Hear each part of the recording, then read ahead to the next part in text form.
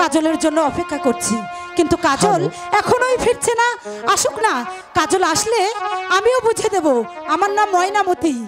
কি করে আমার সঙ্গে কথা বলে? শালা মদন, তুই মনে করেছিস আমি তোকে ধরতে পারবো না? একবার যদি শালা ধরতে পাই না, তাহলে দেখাবো কানামাছি খেলার স্বাদটা কিরকম মজা।